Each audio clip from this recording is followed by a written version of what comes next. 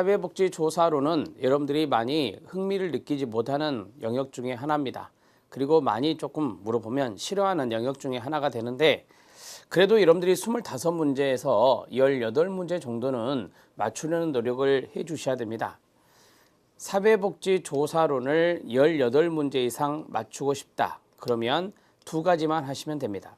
첫 번째는 이제까지 공개되었던 2011년도부터 지금까지의 문제를 여러분들이 3번 정도 보시기 바랍니다. 기출문제 영상이 올라가 있습니다. 기출문제 영상을 3번 이상 돌리라는 겁니다.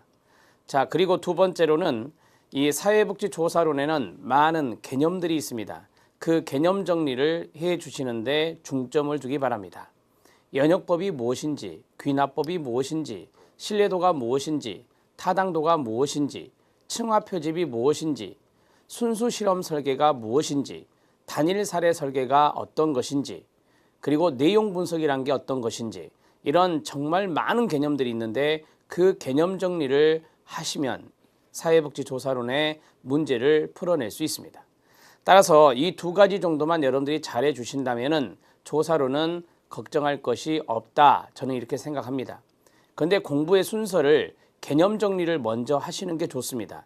그렇게 해야 기출문제도 이해가 되기 때문이죠. 그래서 개념 정리를 잘 해주시는데 중점을 두시기 바랍니다. 자, 핵심 이론 강의하면서 이러한 개념들이 나오면 개념들에 대한 설명을 해드리겠습니다. 핵심 이론의 분량을 보면 많지 않습니다. 많지 않지만 여기에 있는 내용들이 핵심 중에 핵심이다 라고 생각하시면 되겠습니다. 자, 그러면 조사론의 챕터 2 사회복지조사론의 1번부터 들어가도록 하겠습니다. 1번은 사회복지조사의 목적과 절차입니다. 간단한 도표가 이 두 줄이 있잖아요. 두 줄이 있는데 첫 번째 줄보다 두 번째 줄이 중요합니다. 즉 조사 절차가 중요하다는 것이죠. 거기에 별표를 쳐주시기 바랍니다. 목적을 가볍게 보겠습니다. 사회복지조사를 왜 하느냐? 첫 번째는 사회적 욕구를 이해하기 위해서입니다. 욕구조사라는 말 들어보셨죠? 욕구조사도 사회복지조사 중에 하나입니다. 욕구조사는 사회적 욕구를 이해하기 위해서 하는 것입니다. 사회복지 실천 방법의 기초가 됩니다. 여러분, 우리 1교시가 인간행동과 사회환경, 1교시의 두 번째 영역이 사회복지조사론인데 기초 과목이라고 합니다. 그래서 사회복지 실천 방법의 기초가 될 수 있습니다. 그 다음 사회복지 실천의 효과 측정입니다. 효과 측정을 우리는 평가조사라고 합니다. 평가조사에 효과성 평가라는 게 있죠. 평가조사도 욕구조사와 마찬가지로 사회복지조사 중에 하나입니다. 따라서 효과를 측정하기 위한 목적이 있겠죠. 사회복지 이론과 실천의 과학화입니다. 여기서 중요한 단어는 과학화가 중요한 단어가 되겠죠.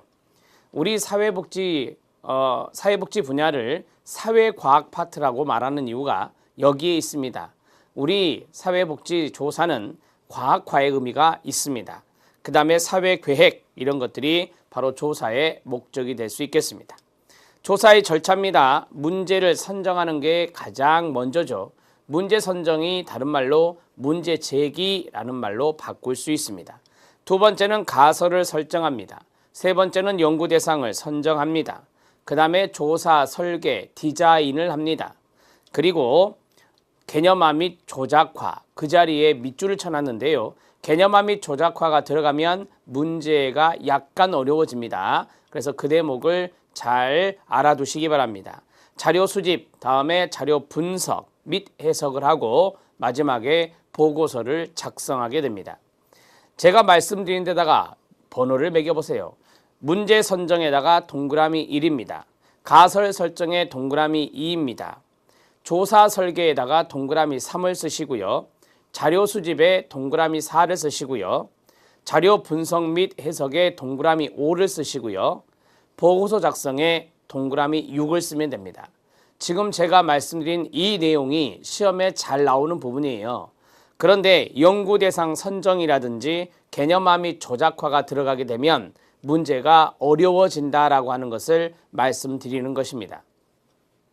한 가지만 설명을 하겠습니다. 개념화 및 조작화가 무엇일까요? 개념화 및 조작화는 그 다음 단계가 자료 수집이죠. 그러면 자료 수집하기 전에 질문지를 만들어야 됩니다.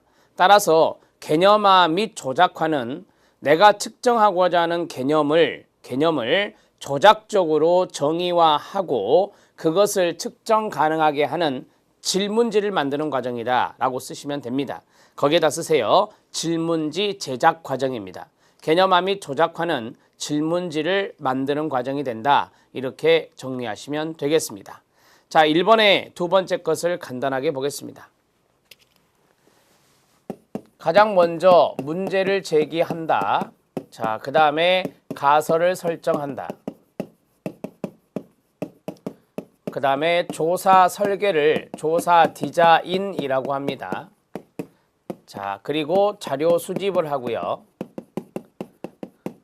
그 다음에 자료 분석을 합니다. 자, 그리고 보고서를 쓰게 됩니다.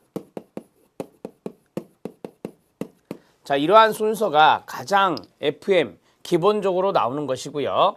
자, 여기 사이에 연구대상 선정이 들어갑니다.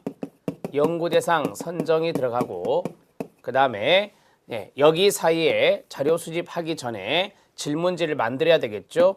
이것을 개념화 및 조작화다.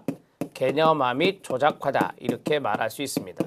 그러니까 하얀색으로 쓴 이 대목은 시험에 이제까지 거의 나온 적이 없지만 노란색으로 쓴 이 대목이 중요한 대목이다. 가장 기본적인 틀이기 때문에 알아놓으셔야 됩니다. 아래 순서가 바로 조사 절차가 되겠습니다.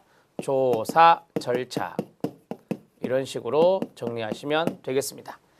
자, 이제 2번 들어갑니다. 별표. 연역법과 귀납법을 들어가는데요. 연역법과 귀납법은 거기 1번, 2번 있죠? 거기에 별표를 치시면 되는데 연역법은 이론이 앞에 있습니다. 이론이 있고 가설 설정하고 그것을 조작화해서 검증합니다.